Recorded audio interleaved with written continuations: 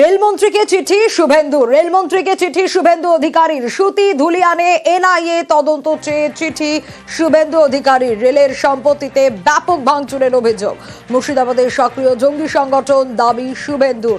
PFI, এসআইএমআই এর মতো সংগঠন সক্রিয় বলে চিঠিতে দাবি। রেলমন্ত্রীকে এনআইএ তদন্ত সুপারিশের আর্জি শুভেন্দুর। সুতি শমশেরগঞ্জে গন্ডগোলে তুঙ্গে তরজা, বিজেপির বিরুদ্ধে উস্কানির অভিযোগ তৃণমূলের।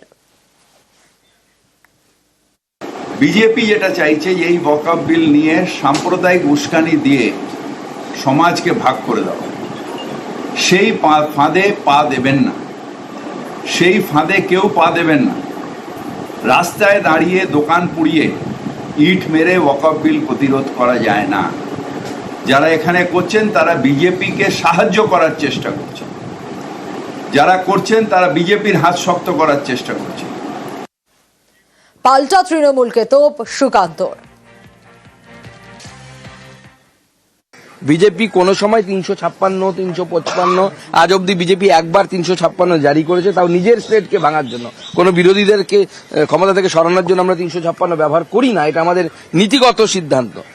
কিন্তু আমার মনে হচ্ছে যে ধরনের পরিস্থিতি তৈরি হচ্ছে, আগামী দিনে কেন্দ্রীয় হস্তক্ষেপ হয়তো অবশ্যম্ভাবী হয়ে পড়বে। সুকান্ত মজুমদারকে পাল্টা কটাক্ষ তৃণমূলের। এদের ভিত্তিহীন দাবি, উদ্দেশ্য প্রণোদিত রাজনৈতিক কথাবার্তা, রাষ্ট্রপতি শাসন, অমুক শাসন, তমুক শাসন। যখন 2 বছর ধরে মণিপুর জ্বলে তখন এদের এসব জ্ঞান কোথায় থাকে? প্রধানমন্ত্রী তো একবার যাওয়ার প্রয়োজন মনে করেন না। ওয়াকফ বিল ইটসেলফ একটা প্ররোচনা, তারপরেও এলাকা ভিত্তিতে এই প্ররোচনা দেওয়া হচ্ছে। গণতান্ত্রিক পদ্ধতিতে বিক্ষোভ দেখান, বিজেপির প্ররোচনায় পা দেবেন না। বিজেপি আপনাদের আবেগে আঘাত করছে যাতে আপনারা রিয়াক্ট করেন, গন্ডগোল করে দিয়ে সেইটাকে আবার বিজেপি ইস্যু করতে চাইছে। নয়া ওয়াকফ আইনের নিন্দা করেই শান্তি বজায়ের আর্জি অধীরের। ওয়াকফ বিলের বিরোধিতা ভারতবর্ষের জাতীয় কংগ্রেস রাহুল গান্ধীর নেতৃত্বে আজ থেকে নয়, যেদিন থেকে পার্লামেন্টে ওয়াকফ বোর্ডের জন্য বিল আনা হয়েছে সেদিন থেকে কংগ্রেস প্রতিবাদ করছে।